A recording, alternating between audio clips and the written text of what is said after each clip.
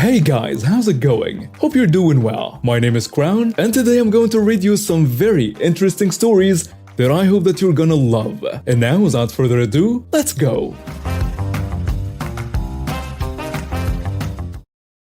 Several commenters tell me that you guys would enjoy this story. About 6 or 7 months ago, my neighbor got a drone. I don't mind people having hobbies, but for some reason, he insisted on flying like the biggest jerk possible. He would hover in front of other houses and windows trying to race cars going down the road. And worst of all, he had a habit of flying his drone in my fenced backyard, buzzing over my dog, diving low just over my dog's head before circling around to do it again. My dog isn't small, he's about 70 pounds and malamute. But the drone terrified him, and I was worried what would happen if it hit him. I asked my neighbor several times to please not fly in my yard and explained that it was scaring my dog. He basically told me to get lost and laughed in my face. When it still continued, I called the police. Unfortunately, there wasn't much they could do other than ask him to please not fly over my house/property. Finally, in late December, it happened. My dog got tired of this crap and managed to catch the drone right as it was diving towards him. He shredded the drone. The thing was just a jumbled mess of wires and plastic. The neighbor was pissed. He stormed over to my house swearing and threatening me, which I ignored. A week later, I got a summons to small claims court, and he wanted $900 for the cost of his drone and an additional $300 for supposedly denying him access to his property. The drone sat in my yard for a couple hours before it was retrieved. Screw that. He could have killed my dog. I don't have kids or a girlfriend. I just have my dog who has been my best friend for the past 7 years. That dog has moved with me 3 times. Was there when I graduated college, saw me buy my first house and my first new car. I love my dog. Went to legal advice and got some great help from them. Turns out him suing me was the best thing to ever happen. When we got to small claims court, the judge basically laughed away his claims that I had intentionally trained my dog to attack his drone. Little did I know I was prepared. I had dozens of photos of my yard showing it was impossible for him to accidentally fly that low to my dog. Videos of him harassing my dog in the past, and I had saved all my medical bills from taking my dog to the vet. $700 for an x-ray, check. Another $250 to sedate him during. Why not? I don't want him to be uncomfortable. Full dental exam with tooth cleaning/repair, $400. Then there was a cost of anti-anxiety meds and a secondary checkup, with food for a week in case his teeth were hurt, and extra just for good measure. In the end, the jerk ended up owing me almost $2,000, and now is being investigated by the FAA for not having a registered drone and violating several FAA regulations concerning drone flight. Too near an airport, too close to other people, out of sight of the operator and way above the maximum altitude. Enjoy never being allowed to fly drones again. I never mistook this job for low risk, but I never imagined it could potentially get me thrown in jail. We got a pretty sketchy delivery call at a late hour. Our FOH is constantly slammed with everyone desperate to eat at a table again now that the vaccine's out, and they were in the weeds.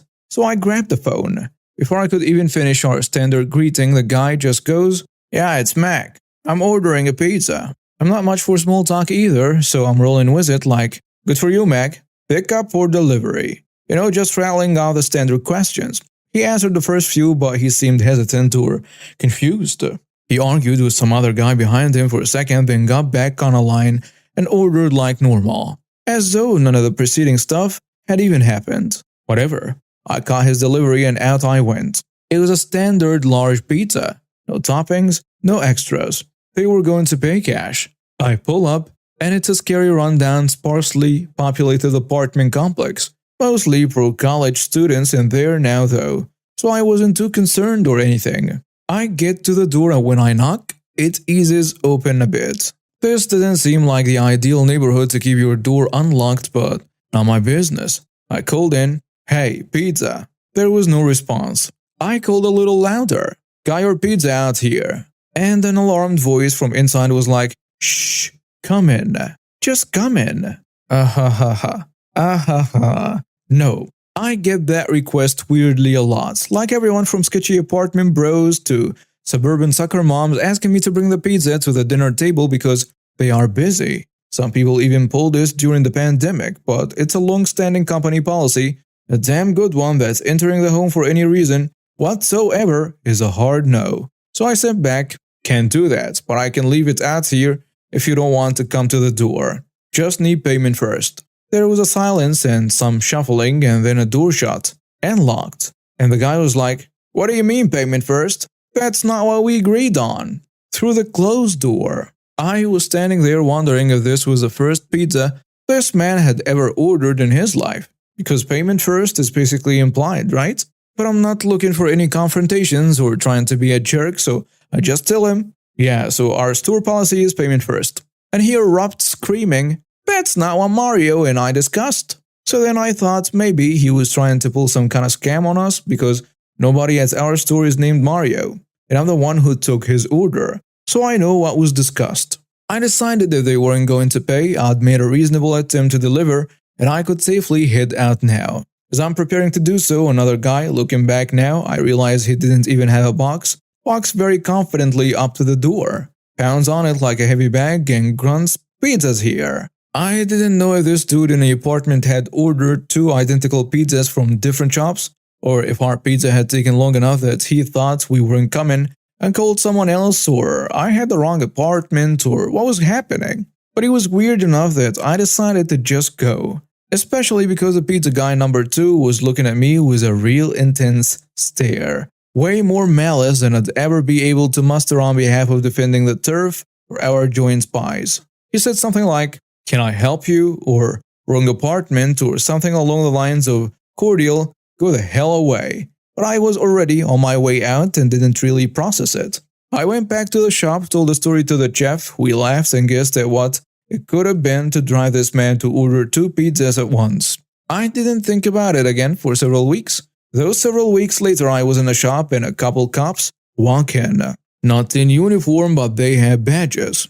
They asked me if I'd been at such and such apartment complex on such and such day, and I was like, that was weeks ago. I have no idea where I was. So they were all like, "In that case, you wouldn't mind coming down to talk to us about what you do remember." But I was like, "Really nothing." And they said, "Well, that's fine. Let's talk anyways and see if there is something you might not realize is relevant that comes back to you." And all this stuff prodding me. I told him, "I'm working right now, but I can come later next week maybe." But they were really insistent, which should have set off some flags in hindsight. They were like, "Well, this is a really pressing matter and we'd appreciate if you came in right now. We will explain it to your boss so there won't be any problems. You'll really be helping us out." There not be able to chat to me at work should have been the first red flag. But I knew I had not done anything illegal, so it didn't cross my mind that I could be in any sort of trouble or have a reason to worry. Especially because when I got to the police precinct, everyone was extremely friendly, like I was actually doing them a favor. They didn't throw me in a cell or try to intimidate me or anything. They brought me in a nice air-conditioned conference room and gave me a comfortable chair and asked if I wanted anything to drink, and really just kind of shot the crap with me for 20 to 30 minutes. To this day, I'm still confused about this. I think they even offered to order food, if I remember right. I declined even the most basic offers because I was anxious to get back to my shift. Didn't need my co-workers getting any wrong ideas. I played along and made nice because they did get the okay from my boss to go as long as I needed. But in the back of my mind I was like, didn't you say this was urgent? They are running short-staffed at work just so we can trade hot takes on college baseball World Series? Eventually though, and I think they were trying to be subtle but they definitely weren't, they shifted to asking me about what they really brought me in to talk about. They asked me about if I'd made a delivery to the apartment complex, and I'd obviously racked my brain between when the cops first arrived and then, so I told them actually I had. That I wasn't sure if it was exactly the day they were quoting me, but it was around then. I figured they would ask about the delivery but didn't want to get ahead of their questions. I figured a brain dump of information would make me come off as guilty. Plus, I didn't want to accidentally tell them more than they were expecting to hear and land myself there longer. But instead of asking like any of the questions I expected they would ask, they said, "And how long had you known the guys you were delivering to?" Kind of confused, I responded, I didn't. I could see that my answer disappointed them, but it was the truth. They collected themselves pretty quickly though. There were two detectives, the same two who'd come for me in a store, and one kept insisting on the facts as they saw them, and the other kept trying to bend things in my favor. So the bent guy was like, okay, sure. Not like y'all are best friends or anything, but you at least knew them as customers, right? I wasn't sure what knew them as customers was supposed to mean because to me, it was synonymous with not knowing them. So I said no. They changed topics. They asked how long the delivery had been planned for. I told them everything had to be ordered the same day unless it was 4 or more pies, and I didn't remember exactly when they called, but per store policy, wouldn't have been more than an hour before it was delivered. Probably sooner, based on where they were relative to the store. We went back and forth like this for way longer than I was anticipating. Them asking me questions that seemed to imply I knew something, me feeling super confused and giving them visibly disappointing answers, reminding them I knew nothing. Eventually they seemed pretty frustrated and they were basically like, stop lying to us, man. Cut the crap. Your friends rolled on you. It's done. And I'm sitting here thinking, I have friends? But of course, in all seriousness, I was shocked by the change of tone because I had no clue what they were talking about. And I told them so, and they were both like, come on man, you're just embarrassing yourself at this point. Was one trying to reassure me that if I just told them what I knew, they could still help me, and the other saying that I was too stupid to seize this last chance. Well, no reason to sit around and be spoken to like that.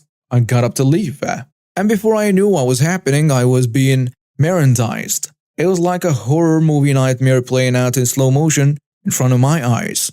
So I stopped with my, I want you to know that I want to get back to work, but I'm going to be chill out of courtesy demeanor, and lost my crap at that point. I kept really forcefully without coming off as erratic, or so I hoped, insisting that I did not even know what they were talking about, like I've been saying all along. They were not having any of it. They kept saying, videotape doesn't lie, man. You want to see the tape before you lock yourself into another lie? The jury is gonna eat this up.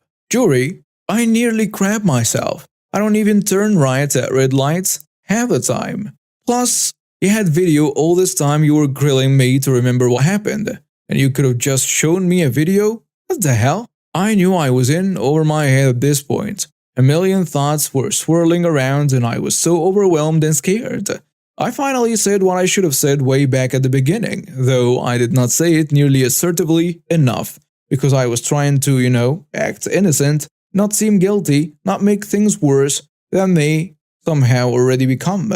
I was like, should I be talking to a lawyer? And they said, do you want to talk to a lawyer? Did you do something that would necessitate the aid of an attorney? And the other guy's like, if you want a lawyer, we will get you one. But I have to say, that does not look good on you. And I shouldn't have believed them, as my dad has now drilled into my brain, you never talk to police, only your lawyer does.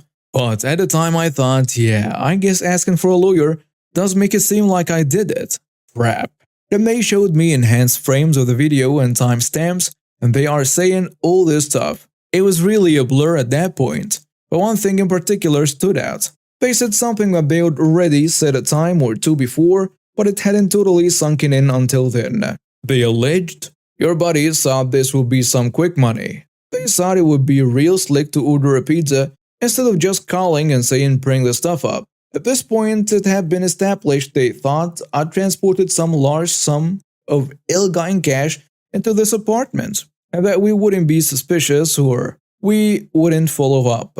I know you're a good guy. You didn't know what you were getting yourself into, but if you're not honest with us, we can't help you. I had told him repeatedly about the other guy who showed up to supposedly deliver a pizza. I even pointed him out on the footage. Unfortunately, the cameras didn't have audio, so they couldn't hear me arguing with the people in the apartment over the measly few bucks. Or more importantly, hear this other guy say pizza. Because the other guy didn't have a pizza box and I did, they didn't believe me that I was in the pizza part of this operation.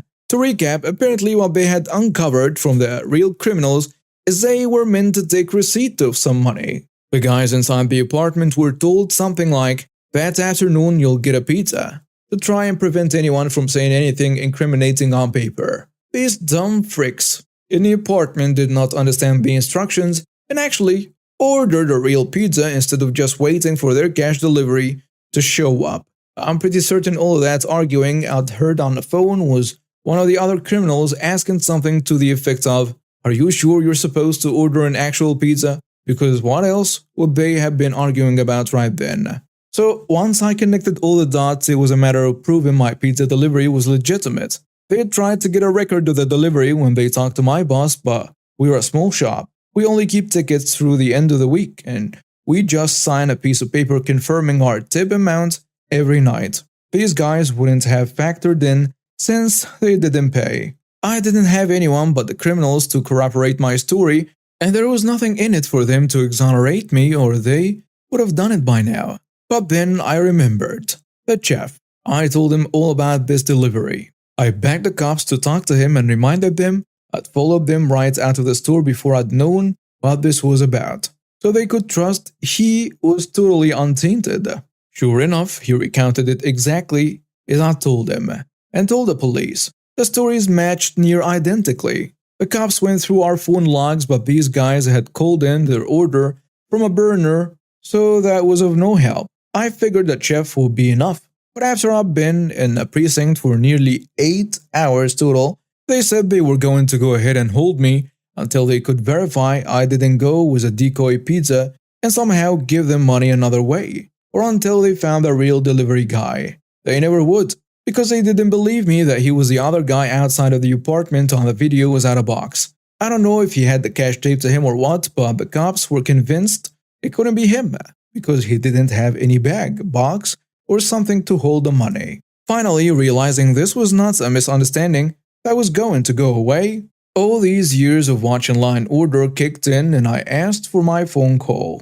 I got my dad on the line and he of course said don't say another word and showed up with an attorney who had me out within an hour of his arrival. I was formally cleared of all the involvement the next day. Barely got an apology. None of this will show up on my record or anything, but still, you'd think they would be a little more remorseful about what they put me through. My boss gave me a couple paid days off, having seen how serious it was questioning the chef and searching the phone logs and everything. I think he was just glad I wasn't an embezzler or a serial murderer or otherwise a criminal, because for the longest time all they would tell him is I was involved in a situation and they needed information.